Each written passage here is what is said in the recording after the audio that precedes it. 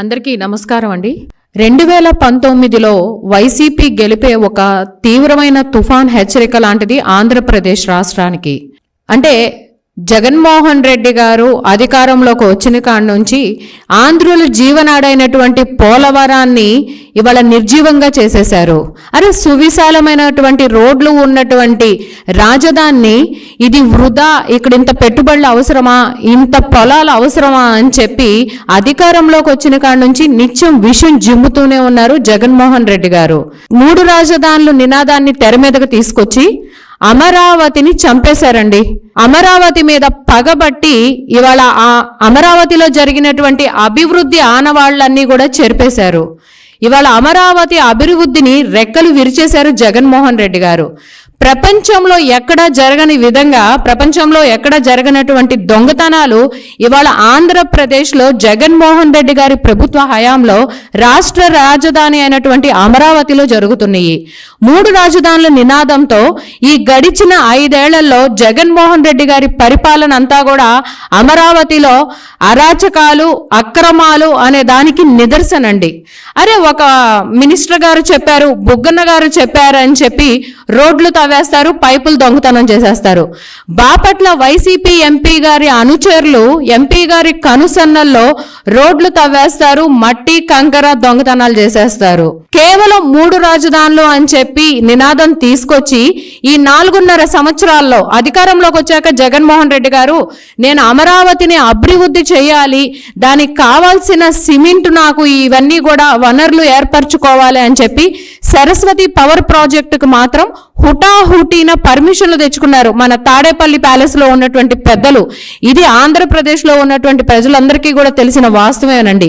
ఈయన అధికారంలోకి వచ్చాక సరస్వతి పవర్ ప్రాజెక్టుకి అయితే పర్మిషన్లు తెచ్చుకున్నారే గాని ఎక్కడైనా అమరావతిలో ఒక 4 ఇటుకలు వేసి, ఒక బొచ్చ సిమెంట్ వేసి ఏదైనా అభివృద్ధి కార్యక్రమం చేపట్టారండి?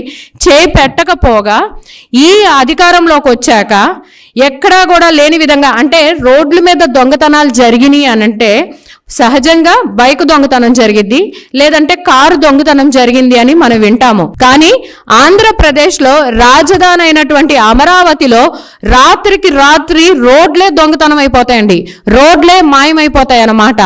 ఈయన అధికారంలోకి వచ్చాక ఈ గడిచిన 2019 నుంచి 2024 వరకు చూసుకుంటే కనుక అమరావతి గ్రామాల్లో దొండపాండ్ నుంచి రాయపూడి వెళ్లే మార్గంలో భారీగా ఉన్నటువంటి వాటర్ పైప్ లైన్స్ ని ఈ గ్యాస్ కట్లర్స్ తో కట్ చేసి మరీ దొంగతనం చేశారండి.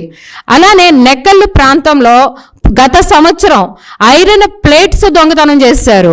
అదే ప్రాంతంలో గత సంవత్సరంలో నెక్కల్లు ప్రాంత సమీపంలో నిర్మాణంలో ఉన్నటువంటి వంతెల్ని పడేసి అక్కడ ఐరన్ ని దొంగతనం చేసి తీసుకెళ్లిపోయారు. మరి ఇప్పుడు వరకు ఎవరు ఆ దొంగతనం చేసింది అని చెప్పి ఒక కేసు కూడా నమోదు చేసిన దాఖలాలు లేవు. రాష్ట్ర సచివాలయం నుంచి న్యాయస్థానం హైకోర్టుకు వెళ్లే మార్గంలో కూడా రోడ్డును తవ్వేసి, వెనక భాగంలో ఉన్నటువంటి రోడ్డును తవ్వేసి అక్కడ మట్టిని కంకర్ని మాయం చేశారు.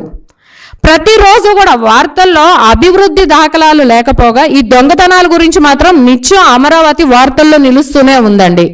మరి రాయపూడిలో చూసుకుంటే గనక ఎత్తిపోతల పథకం కింద తీసుకువచ్చిన 4 భారీ సిమెంట్ పైప్ లైన్స్ ను కూడా తవ్వేసి దొంగతనం చేసి తీసుకెళ్లిపోయారు రాజధాని ప్రాంతంలో. ఇప్పటి వరకు దాదాపు 120కి పైగా భారీ పైప్ లైన్స్ అన్ని కూడా దొంగతనం జరిగినాయండి.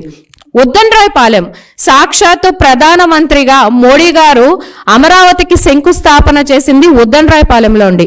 ఆ ఉద్దండ్రాయ ప్రాంతంలో భారీగా మట్టి తవ్వకాలు జరుగుతూ ఉంటాయి. అలానే మనకి ఎర్రపాలెం, అమరావతి సిఆర్డీఏలో ఉన్నటువంటి 29 గ్రామాల్లో ఎర్రపాలెం ఒకటి.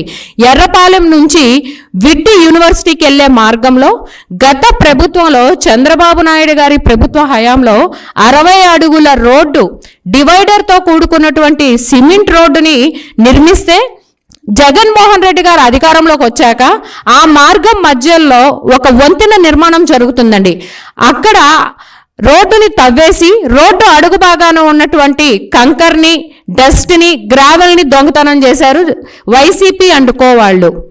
అంతెందుకండి, ఈ సంవత్సరం 2024వ సంవత్సరం మార్చి 12వ తారీఖున తుళ్ళూరు మండలంలో ల్యాండ్ పూలింగ్ కింద ఇచ్చినటువంటి రైతుల భూముల్లో అక్రమంగా భారీ స్థాయిలో దాదాపు 200 టిప్పర్ల మట్టిని దొంగతనంగా అంటే విజయవాడ పరిసర ప్రాంతాలకి తరలించేశారు. ఏం లేదు, జగన్మోహన్ రెడ్డి గారికి ఏదో ఒక విధంగా అమరావతిని చంపేసేయాలి అన్న ఒక విషపూరితమైన ఆలోచనలతో ఇదిగో అమరావతి రైతులు మిగతా ప్రాంతాల వాళ్ళకి వ్యతిరేకంగా ఉన్నారు అని చెప్పి ఇవాళ ప్రజల్లోకి ఒక విషపూరితమైన ఆలోచనలు తీసుకెళ్లాలని ప్రయత్నించారు. కానీ కోర్టు, న్యాయస్థానం రైతుల వైపు ఉంది, న్యాయం వైపు ఉంది, ధర్మం వైపు ఉంది. కాబట్టే ఆ రోజున మార్చి 2022 సంవత్సరంలో చాలా ప్రతిష్టాత్మకమైనటువంటి తీర్పిచ్చింది. అమరావతి ఆంధ్రప్రదేశ్కి ఏకైక రాజధాని. 3 నెలల్లో మీరు బ్లూ ప్రింట్ అనేది కోర్టుకి సబ్మిట్ చేయండి.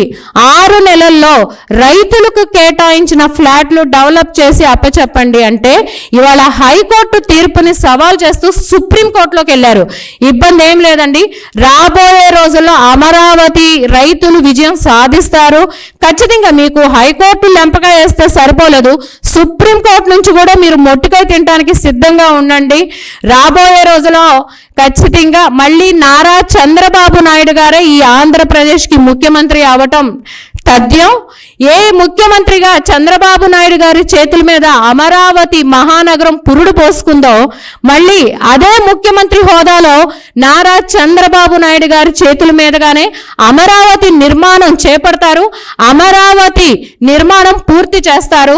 భావితరాల భవిష్యత్తు అమరావతి రాబోయే రోజుల్లో కొన్ని 10 లక్షల నుంచి 15 లక్షల మంది మన బిడ్డలకి ఇక్కడ ఉపాధి కల్పించడం మన అమరావతి.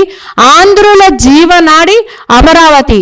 అమరావతి నిజం, అమరావతి సత్యం, అమరావతి విజయమే అంతిమ విజయం.